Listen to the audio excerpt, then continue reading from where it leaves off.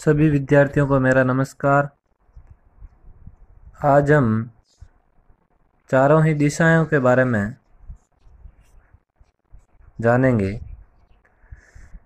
पिछले वीडियो के अंदर हमने पृथ्वी, सूर्य, संपूर्ण सौर परिवार के बारे में पढ़ा और समझा। सौर मंडल के अंदर विद्यमान आठों ही ग्रहों के बारे में जाना। आठों ही ग्रह सूर्य से नज़दीक व दूर की स्थिति के बारे में भी जाना। सबसे पास में कौन है, सबसे बड़ा कौन है, नीला ग्रह किसको कहते हैं, हरा ग्रह किसे कहते हैं, लाल ग्रह किसे कहते हैं। अब हम इन ग्रहों के वर्णन से आगे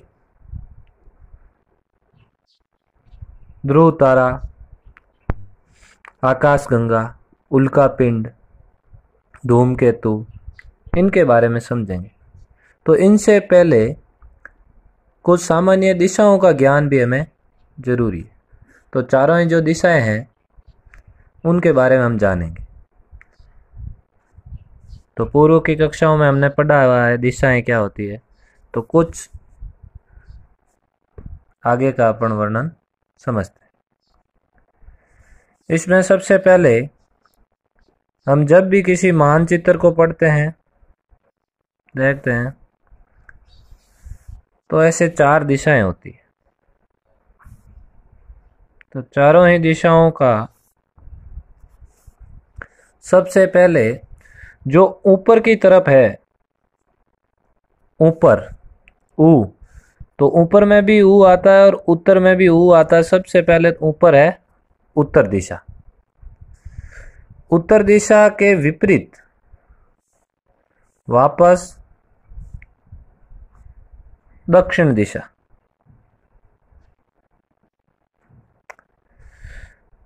तो उत्तर के विपरीत दक्षिण दिशा। और इधर हम पप्पू लिख देंगे, प और पू। तो प से पश्चिम लिख देंगे, प और पू।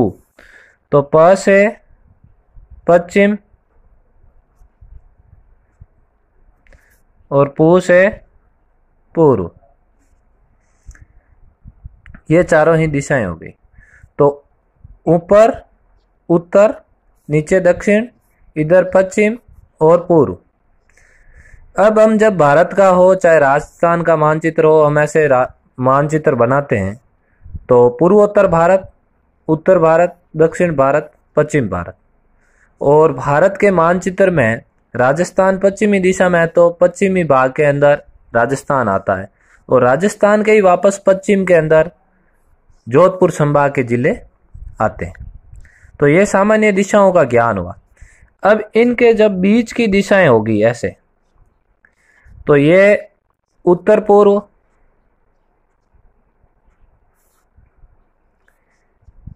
ये दक्षिण पूर्व,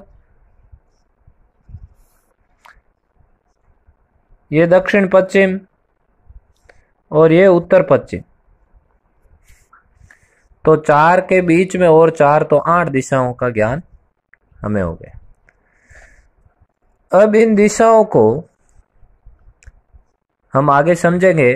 तो इंग्लिश में उत्तर को कहते हैं नॉर्थ,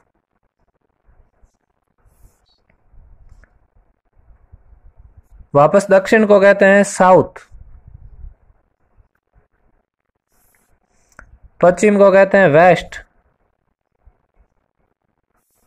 और इसको कहते हैं पूर्व को ईस्ट। तो नॉर्थ, साउथ, वेस्ट, ईस्ट। तो इन चारों ही दिशाओं का पहला अपन अक्षर यदि लें तो एन नॉर्थ का, ई ईस्ट का और डब्ल्यू वेस्ट का और एस साउथ का। तो अक्षर बनता है न्यूज़। न्यूज़ का अर्थ होता है समाचार। तो चारों ही दिशाओं का यदि हमें कोई ज्ञान करवाता है उसे हम कहते हैं समाचार। तो वो कहलाता है news. North, east, west, south. ऊपर उत्तर, नीचे दक्षिण, और इधर अपन याद रखेंगे पप्पू, तो पश्चिम पूर्व, और इधर अपन याद रखेंगे पप्पू, तो पश्चिम पूर्व। तो ये चारों ही दिशाओं का ज्ञान। इसके मध्य यदि पूछे तो उत्तर पूर्व, दक्षिण पूर्व, दक्षिण पश्चिम, उत्तर पश्चिम, ये हमें सामान्य दिशाओं का ज्ञान हो गया। अब इससे हम आगे वीडियो में देखते हैं। अब सबसे पहले अपन बात करेंगे, पृथ्वी से स्टार्ट करते हैं। तो पृथ्वी भी सौरमंडल का एक ग्रह है। ग्रह उसे कहते हैं जो स्थिर न होकर गतिशील होता है और अपनी कक्षा के अंदर चक्कर लगाता है। तो पृथ्वी भी सूर्य के चारों तरफ चक्कर लगाती है, और जो ग्रह के वापस चारों तरफ चक्कर लगाता है उसे उपग्रह कहते हैं। तो उपग्रह और ग्रह की परिभाषा हमें सामान्य तरीके से समझे तो जो सूर्य स्थिर है, सूर्य के चारों तरफ चक्कर लगाने वाले ग्रह कहलाएंगे, और उन ग्रहों के चारों तरफ चक्कर लगाने वाले उपग्रह कहलाएंगे। जो प्राकृतिक उपग्रह है वो प्रकृति के साथ ही उत्पन्न हुए हैं, और कुछ कृत्रिम जो मानव के द्वारा निर्मित किए हुए उपग्रह या सैटेलाइट यहाँ से भेजे जाते हैं वो मानवकृत या मानव निर्मित उपग्रह कहलाते हैं। तो अब हम पहले पृथ्वी के बारे में समझेंगे। तो पृथ्वी ये ऐसे, पूर्व से सूर्य इधर उदय हुआ, ये पूर्व दिशा, ये सूर्य है और ये पृथ्वी है। तो अपन इसको देशांतर के अंदर काटें तो ये पृथ्वी का आधा भाग, सूर्य के विपरीत इधर चंद्रमा होगा, इसको अपन मून कह सकते हैं, ये सन, ये अर्थ यानी पृथ्वी। तो पृथ्वी के ऊपर आधे भाग पर सूर्य का प्रकाश पड़ेगा, जहां जहां तो होगा दिन, ये दिन है। और जहां पृथ्वी के आधे भाग पीछे की तरफ जहां सूर्य का प्रकाश नहीं पड़ेगा वहां होगी रात, तो यहां पे रात होगी। तो ये पृथ्वी का उत्तरी ध्रुव कहलाएगा, उत्तरी दिशा के हिसाब से, और ये पृथ्वी का नीचे दक्षिण ध्रुव कहलाएगा। तो हमें दिशाओं के ज्ञान से अब आगे उत्तरी ध्रुव या दैनिक गति कहते हैं, जो अपने अक्ष पर पश्चिम से पूर्व की ओर एक लट्टू की भांति घूमती है। जिस प्रकार अपन छोटे बच्चे खेल खेलते हैं और एक लट्टू घुमाते हैं, इसी प्रकार ये अपने एक अक्ष पर 24 घंटे के अंदर एक चक्कर लगाती है। ऐसे चक्कर लगाते लगाते लगाते लगाते सूर्य के चारों तरफ चक्कर लगाएगी। इसके अंदर समय लगेगा 365 दिन, 365 दिन, और सवा का मतलब 24 घंटे को यदि हम 1/4 करें तो ये 6 में कटेगा। तो 365 दिन और 6 घंटे यानी 365 दिन का समय लगेगा। तो इसको अपन परिभ्रमण कहते हैं और ये परिक्रमण कहलाएगा। ये देशांतरीय रेखाओं पर होता है और ये अक्षांशीय रेखाओं पर होगा। ये दैनिक गति है और ये वार्षिक गति है। तो इसको तो अपन कहेंगे दैनिक गति, और इसको अपन कहेंगे वार्षिक गति। ये कहलाएगा परिभ्रमण, जो अपने अक्ष पर 24 घंटे में पूरा करता है, और ये कहलाएगा परिक्रमण।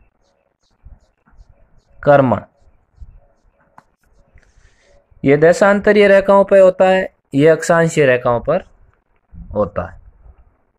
तो जब अपने अक्ष पे एक चक्कर लगाता है उसे 24 घंटों में पूरा करता है, 23 घंटे और 56 मिनट, उसको दैनिक गति या परिभ्रमण कहेंगे।